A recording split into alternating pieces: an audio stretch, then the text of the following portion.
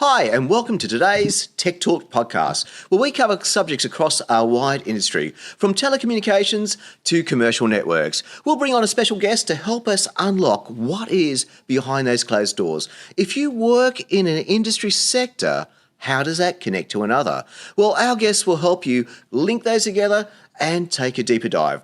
Today, we've got Dan, a Product Innovations Director from Trend Networks. He's going to share all an update on the ISO standards. Something we need to know. ISO standards are key global standards which connects the infrastructure industry together. Dan, over to you, mate. Great to have you back. Hey, Gordon. Thanks for having me again. So last time we talked a little bit about TIA standards, Telecommunications Industry Association, and we want to hit a little bit on ISO today and some of the other organizations that are out there. I think one of the key things to hit on is the structural difference in these organizations. So I don't know if I said it last time, but TIA is company-based. So it's a standardization organization that's based in the U.S., but it is international. And the way it's structured is that membership is by company. So it can be like us, a test equipment company, a cabling company. It could be, an end user. So example, you have Google is a member, the U.S. Department of Defense, the Canadian Department of Defense. You have sometimes big financial institutions. So anyone can be a member of the TIA, and they actually encourage more end user participation instead of just manufacturers driving everything, because obviously it's important to know what end users are looking for. The difference with ISO is that ISO is country driven. So in the US, we will have a delegation of certain members. So I sit on what's called a TAG, the US Technical Advisory Group, which is a subset of members of TIA that participate in ISO and represent the US in the ISO meetings. And so for each country that wants to participate in ISO, you'll have a delegation of one. I know, for example, Australia has one member. The US has maybe 6 or 8. Germany has a couple. The UK has a couple. So some of the newer countries, shouldn't say newer countries, but newer members, like China, has really been participating in ISO a lot in the last few years. So it's country-based versus company-based, and each country in ISO gets one vote, versus TIA, each company gets one vote. So it's sort of different in terms of just the structure of it. So that's one of the key things.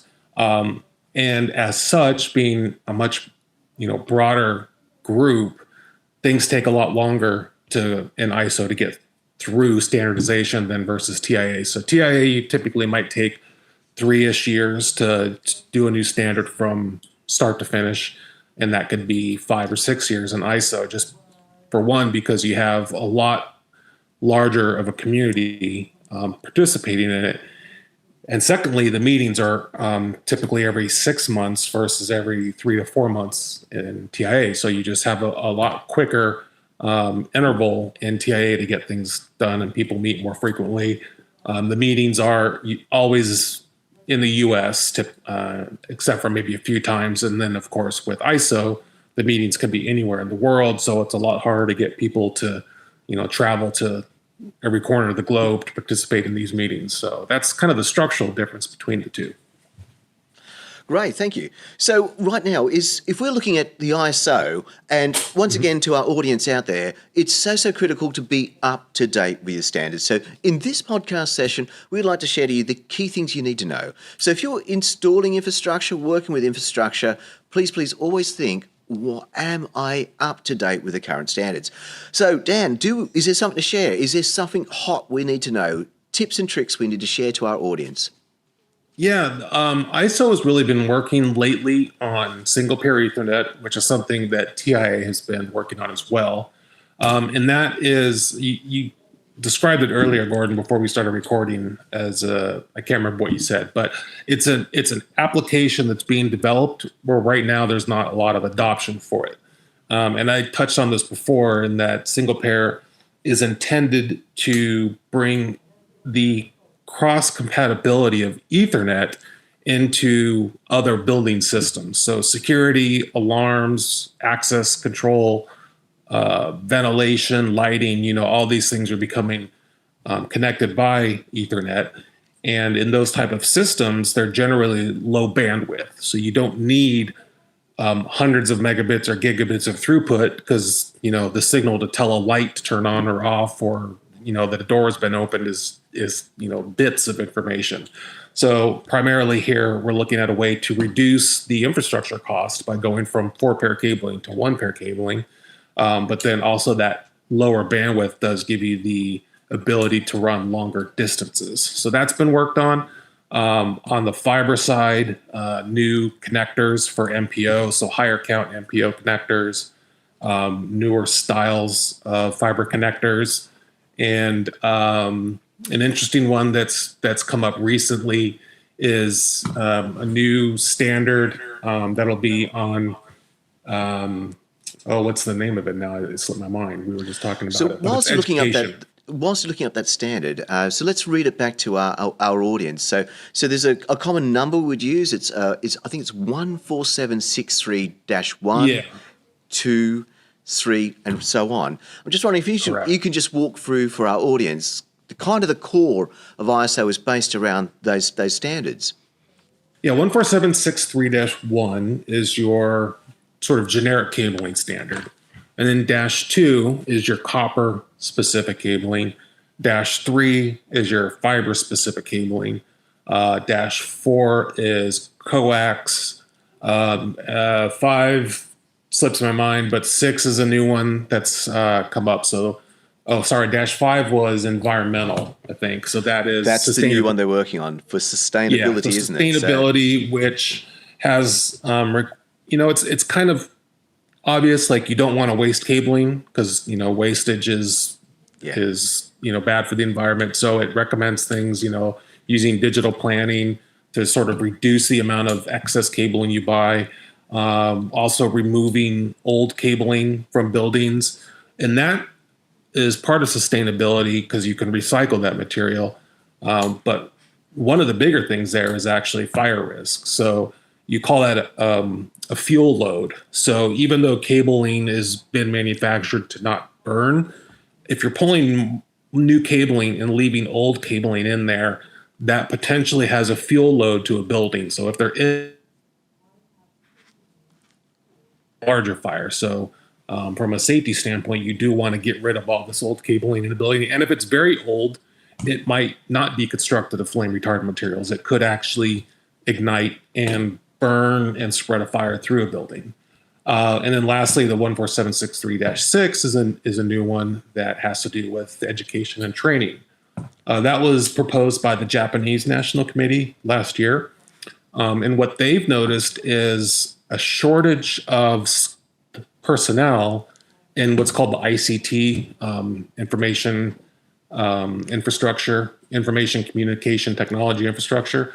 So they've got a shortage of skilled workers that caused the Japanese committee to bring forward this proposal on training. And when this goes through, it won't define, what the training materials are, and it won't define, what types of organizations need to do it, but it'll give a framework for what bits of information people should know in terms of whether they're designing networks and doing installation and testing and things of that nature. So a lot of that's usually done by companies, organizations such as Bixby that we know in the US and worldwide that really focuses on training.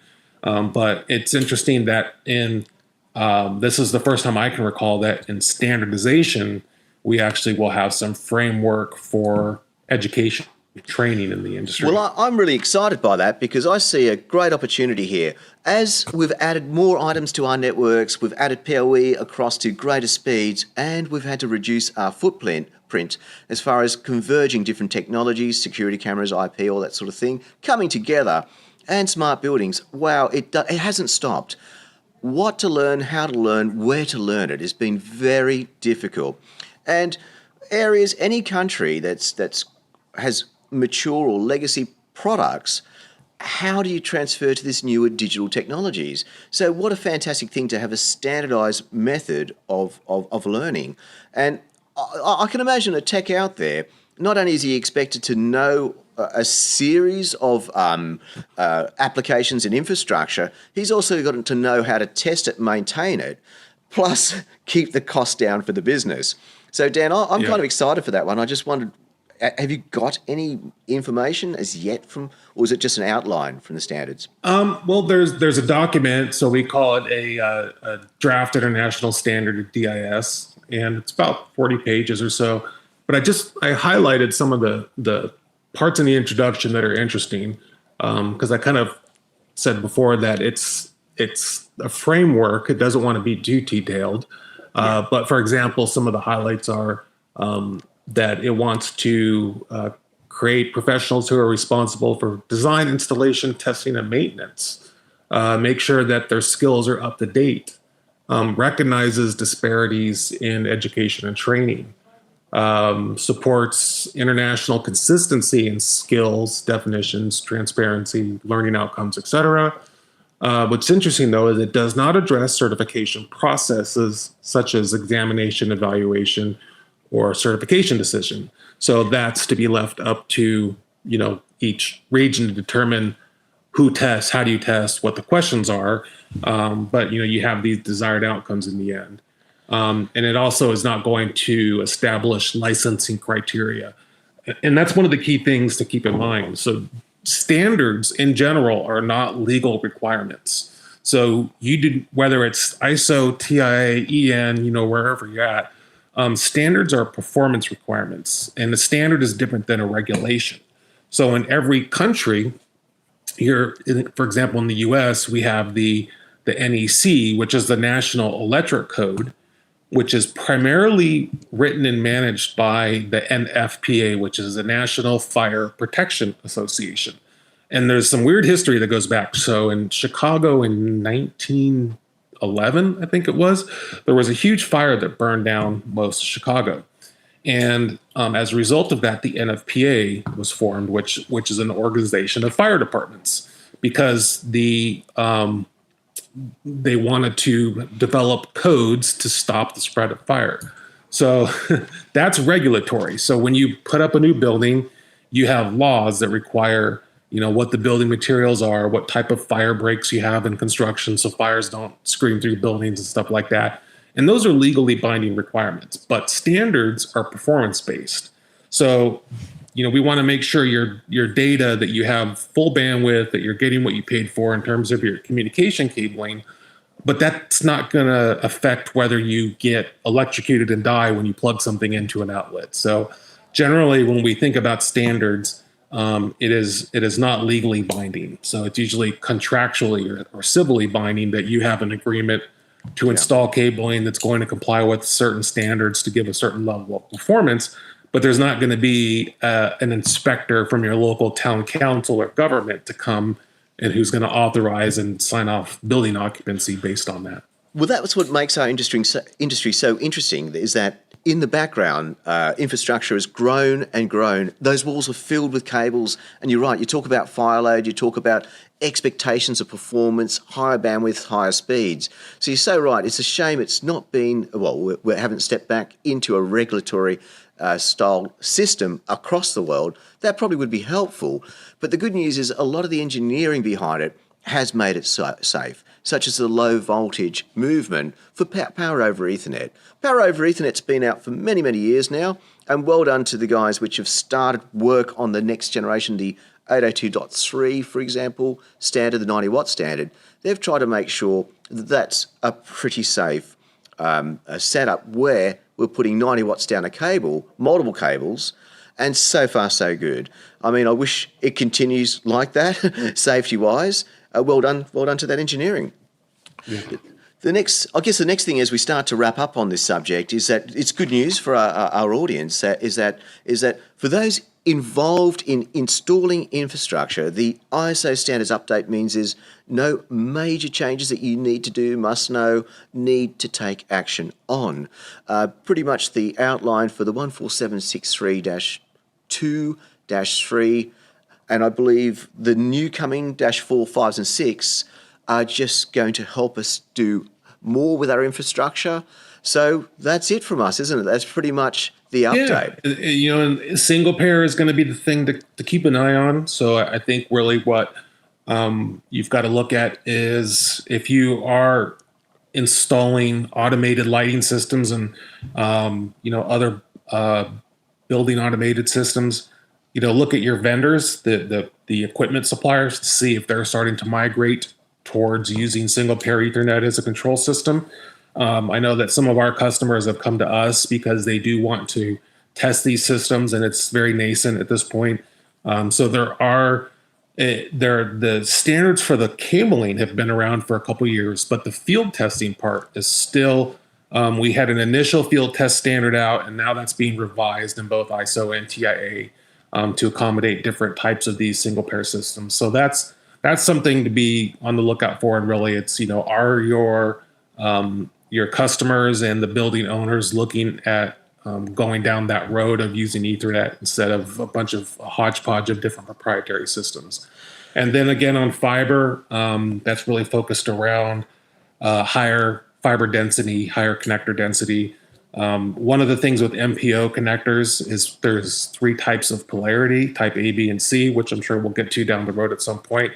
And there's, when you look at the documents that describe how you design a system, you have to have these polarity flips. And if you have A cabling, you need to have a B flip somewhere. But if you have a C cabling, so there's a lot of confusion out there when you're dealing with these high density fiber installations. Is something as basic as doing what you would call a wire map on copper, which is super easy, starts to get really complicated in high density fiber systems. So trying to make that more clear and easy for the installer to understand and ensure that at a minimum you have continuity through all of these MPO systems with their 3 different types of polarities. Fantastic. So, Dan, look, thank you so much. I mean, I hope our audience enjoyed that standards update. It's a big topic. We need to visit this yearly as we do this podcast just to keep you up to date and abreast of what's going on. So please, Dan, we would love to get you back on another subject another time. But that's us for today. Thank you so much. It's a wrap. And please keep tuned. Join us for the next podcast. Wish yours did that? Time to go blue.